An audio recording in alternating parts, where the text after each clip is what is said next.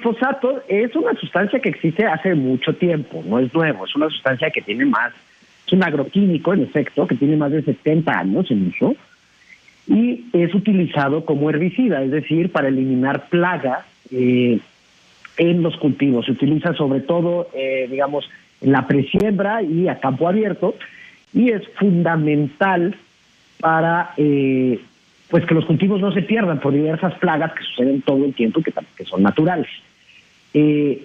Desafortunadamente, pues aquí vemos una vez más un poco esta tendencia del gobierno o esta, pues sí, tendencia del gobierno ideologizada, como bien decías, y a no seguir los datos. A ver, en efecto, han habido muchas demandas en el mundo, sobre todo en Estados Unidos y en la Unión Europea, pero hoy el glifosato es una sustancia permitida por todos los países, incluso Austria, que estaba coqueteando con una prohibición.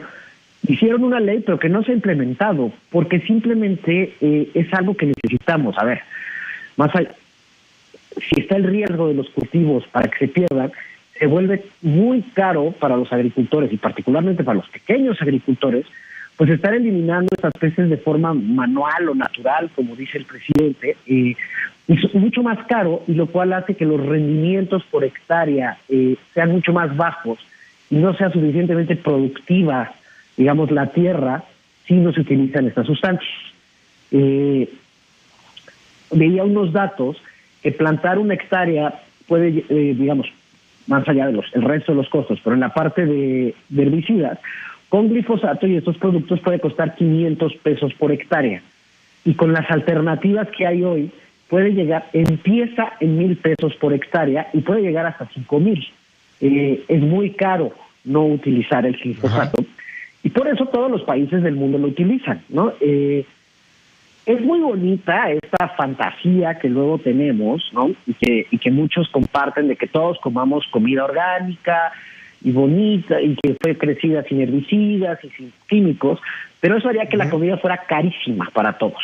Claro. Y como vimos hace un par de semanas, llegamos a ser 8,000 millones de personas en este planeta, vamos a ser 10,000 millones de personas en los próximos 15 años o 20 años. Y pues si no utilizamos los avances tecnológicos para aumentar los rendimientos, simplemente no va a haber comida que alcance, Luis. A ver, y creo que vale la pena poderlo platicar así, sin tapujos, de manera directa, como lo hacemos tú y yo aquí en este espacio los martes, porque, a ver, seamos claros, si tú prohíbes esto, sí, a lo mejor puede estar muy bello el asunto de la esperanza y el cuento de hadas, pero la neta es que la comida va a ser muchísimo más cara. Por ahí veía algunas proyecciones, por ejemplo, lo que podía ser la tortilla, ¿no? O sea, lo que puede llegar a ser pues algunas otras plantaciones, pero la tortilla, simplemente la tortilla, que aquí consumimos tortilla todos los días.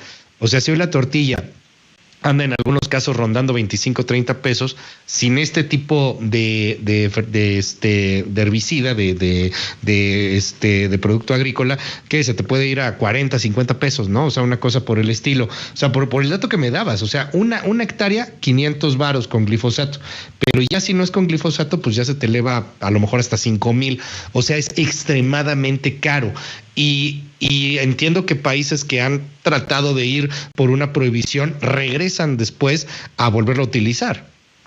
Así es, o sea, han habido diversas demandas en Estados Unidos, sobre todo en California, de agricultores o personas que tuvieron cáncer y acusaban a las empresas productoras, a Bayer y Monsanto sobre todo, de que el producto les había causado el cáncer.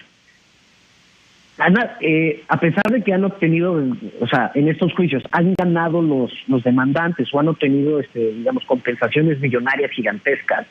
Digo, siempre se anuncia, por ejemplo, que Bayer va a dar 2,000 millones de dólares. Luego pues dicen, no, bueno, son 80, bueno, son 20 y van a apelar, ¿no? Y lo que pasa es que no se ha demostrado, en efecto, que el glifosato utilizado como se tiene que utilizar es el que ha producido estas enfermedades, ¿no? La ONU y una agencia especializada sí evaluó qué tan cancerígeno es el glifosato, y de ahí vienen muchas de estas demandas. Y en efecto, como todo lo que hay en el mundo, puede producir cáncer, pero, y ese es, digamos, el argumento principal para prohibirlo. Pero si uno ve esa lista de donde viene la prohibición, está en el mismo nivel que la profesión de ser peluquero, porque ser peluquero también utilizas químicos. ¿Cómo? Es menos cancerígeno que muchos de los dulces que están allá afuera, ¿no? En efecto, tiene sus riesgos, se tiene que manejar de forma adecuada, por eso existe una regulación internacional al respecto, y se tiene que utilizar con cuidado, con ciertas herramientas, etcétera, pero hasta ahora no ha sido demostrado que causa estas enfermedades, ¿no? Oye, pero a ver, eso, lo del peluquero, que la comparación sí se me hizo así de que es salto lógico. ¿Qué? No, ¿Cómo? bueno, pues es que evalúan cientos de miles de productos y cientos de miles de profesiones. Entonces, la profesión de peluquero, pues digo, también tiene un riesgo porque hay químicos involucrados, ¿no? Como en todo lo que vivimos todos los días, como tenemos que pensar en el glifosato como una medicina para las plantas, ¿no? O para los cultivos. Sí, claro. Entonces, si tú tienes una enfermedad, te van a dar un antibiótico, ¿no? Si tienes una bacteria, si tienes lo que sea, o te van a dar una medicina, la penicilina, etc. ¿Te hace bien la penicilina? No necesariamente te hace bien. Si estuvieras sano, pues igual y no te la comes, ¿no? Sí, exacto. Pero es menos. Dímelo a mí en este momento, ¿no? Entonces, oye, déjame cerrar con este tema. Creo que el presidente ha sido un tanto flexible en el asunto, o sea, no ha hablado así como que la prohibición de manera tan radical. De pronto empezó a subir el tema en los últimos días, la última semana particularmente. Pero ¿ves la posibilidad de que se prohíba en México, así de que nos vayamos al radicalismo? Porque sería, o sea, neta sería un desastre. O sea, estamos hablando de gigantesco, y ahorita pero hay cañón. Una discusión en la Cámara y en el Senado. Entonces, luego hemos visto que si luego nos preocupamos de lo que hace el presidente, nuestros amigos legisladores son que le quieren ganar, todavía hacen cosas peores. Lo que están prohibiendo lo que están proponiendo, que a mí me preocupa mucho, es esta prohibición paulatina, ¿no? Es decir, cada año va a ser menos. Okay. A ver, todo el mundo está buscando alternativas, porque, bueno, las empresas se dedican, con su afán capitalista malo, a ganar dinero. Y dedican miles de millones de dólares al año a investigación y desarrollo. Y en efecto, quieren buscar alternativas para ganar más dinero. No han encontrado una alternativa. Países como Estados Unidos, Francia, Alemania, invierten en esto todo el tiempo. Y aquí esta prohibición paulatina es como ponerle un reloj a la ciencia, ¿no? Así de, no, pues tenemos que tener la solución para el año que entra. Pues no es tan fácil, ¿no? El avance tecnológico no sucede de esa forma. Claro. Y aparte, si lo va a hacer el CONACYT, ya vimos qué bien les fue con los ventiladores que hicieron en el COVID, ¿no? Pues con la vacuna patria, hombre. ¿No? Creo que, para concluir, estas son partes de la agenda de ciertos sectores muy, digamos, extremistas o radicales que están al interior del gobierno, particularmente en CONACYT, desde mi perspectiva, y de otras agencias del gobierno, que esta ha sido una agenda no nueva que han traído durante mucho tiempo, ¿no? Y que va de la mano con el tema del maíz transgénico, que ya no platicamos hoy, lo podemos platicar la semana que entra.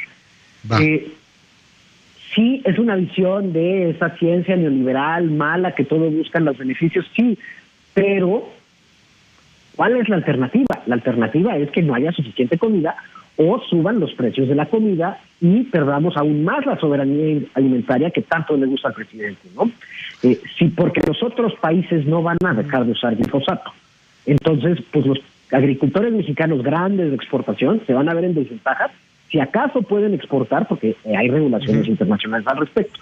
Y los pequeños productores van a ver costos altísimos que no van a permitir que salgan las cuentas. Entonces, sí sería un desastre y sí, en efecto, pues, a mí me parece que esta idea de la prohibición paulatina, pues, no es realista, ¿no? El día que exista una alternativa, pues, la conoceremos. Está bien que el gobierno invierte en investigar esa alternativa, pero no le podemos poner fecha a la ciencia.